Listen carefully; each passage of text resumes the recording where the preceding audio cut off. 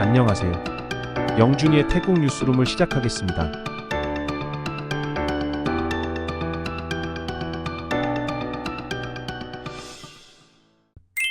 2024년 10월 25일로 다가온 탁바이 사건의 공소시효 만료를 앞두고 태국의 총리인 패통탄 신나왓은 정부를 대표해 사과했습니다.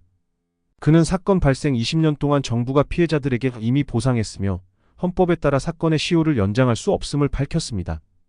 또한 다른 법적 공포로 시효 연장을 시도했지만 해당 사건이 기준을 충족하지 않는다고 밝혔습니다. 태국 주식시장에서 외국인 투자자들이 최근 200억 바트 이상의 대규모 매도를 진행했습니다. 주요 원인으로는 태국 정치적 불안정성, 특히 탁신 전 총리의 재판 상황과 관련된 불확실성, 그리고 미국 대선이 언급됩니다. 이로 인해 와유팍 펀드의 지원이 약화되며 시장 지수는 1500포인트 아래로 하락했습니다. 향후 외국 자금의 유입 여부는 11월 정치 상황에 따라 결정될 것으로 보이며 시장 전망은 불투명합니다. 한국의 이건태 의원에 따르면 지난 3년간 외국인 중 불법 체류자가 매년 약 5만 명 수준을 유지하고 있습니다. 2022년에는 55,171명, 2023년에는 56,328명, 2024년 8월 말 기준으로 54,898명이 불법 체류 중입니다. 이 중 대부분이 30대 남성으로 전체의 48%를 차지하며 주로 노동 강도가 높은 산업에 종사합니다. 법무부는 불법 체류자를 단속 및 추방하려고 노력하고 있지만 추방률은 2.3에서 6.1%로 낮습니다. 이나인 비자는 부족한 노동력을 보충하기 위한 고용허가제의 일환으로 도입되었으나 불법 체류로 이어지는 경향이 나타나고 있습니다. 전문가들은 외국인 노동자의 입국 후 관리가 부족하고 고용주가 문제를 보고하지 않는 경우가 많아 문제가 심화된다고 지적합니다. 특히 직장 이동이 제한되는 고용허가제의 결함으로 인해 더 나은 근로 조건을 찾기 위해 불법 체류자가 되는 사례도 많습니다. 고용노동부는 근로환경 개선과 관리 시스템 강화, 법무부는 불법 체류자 단속 능력 강화를 해야 한다는 의견이 나왔습니다. 태국 자동차 산업협회는 2024년 자동차 생산 목표를 10만 대 가까이 하향 조정할 계획입니다.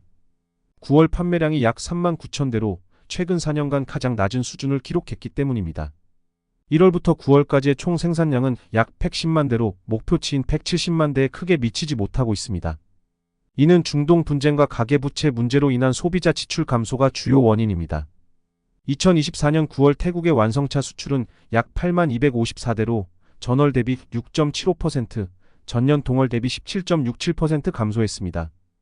반면 전기차의 신규 등록 대수는 6,606대로 전년 대비 25.81% 감소했지만 9개월간 누적 등록 대수는 11.67% 증가한 7만 5,653대를 기록했습니다. 하이브리드 전기차는 같은 기간 동안 59.27% 증가했습니다. 태국 방제 당국은 11개 주에 대해 차오프라야 댐 하류의 수위가 30에서 50cm 상승할 것으로 예상됨에 따라 대비를 촉구했습니다.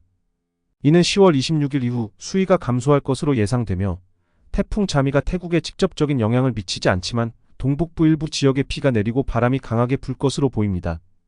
방제 당국은 주민들에게 수위 상승에 대비해 물건을 높은 곳으로 옮기고 정부의 지침을 따를 것을 권고했습니다.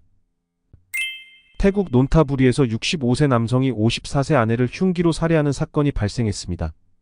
남편은 아내가 외도를 하고 판매한 보석 수익을 속였다고 주장하며 평소 잦은 말다툼 끝에 범행을 저질렀습니다. 사건은 2024년 10월 24일 피해자가 아파트 복도에서 숨진 채 발견되었으며 남편은 범행 후 경찰에 자수했습니다. 10월 24일 AFP 통신에 따르면 북한에서 날아온 풍선이 대한민국 서울 대통령실 인근에 추락했다고 보도했습니다. 청와대 경호실은 목요일 오전, 이른 아침에 북쪽에서 날아온 풍선이 공중에서 폭발하여 용산 대통령실 주변에 잔해가 흩어진 사건을 발표했습니다. 다행히도 안전점검 결과 해당 풍선은 위험하거나 오염의 우려가 없는 것으로 확인되었습니다.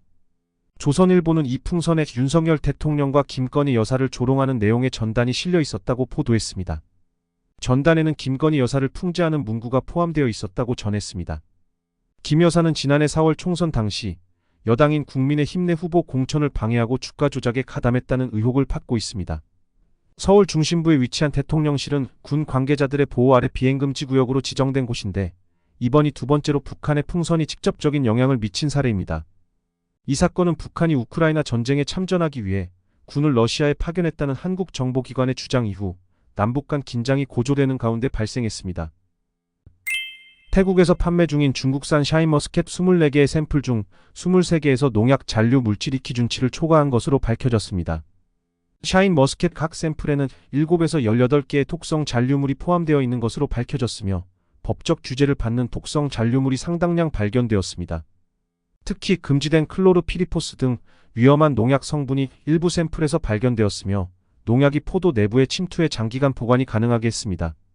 당국은 해당 포도의 판매 중단과 원산지 표기를 요구하며 소비자들에게 주의를 당부했습니다. 프라카농 형사법원이 전 경찰 고위 간부의 부인을 대상으로 금품 절도 혐의 체포영장을 발부했습니다. 피해자는 방콕의 콘도에서 금 10바트, 151g 상당의 금괴가 도난당했다고 주장했으며 부인은 경찰서에서 혐의를 부인하고 변호사를 통해 사건을 처리하겠다고 밝혔습니다. 피해자가 주장한 570만 바트 현금 도난건 대해서는 이번 사건과 관련이 없다는 점도 보고되었습니다. 이상 명준이의 태국 뉴스룸을 마치겠습니다. 감사합니다.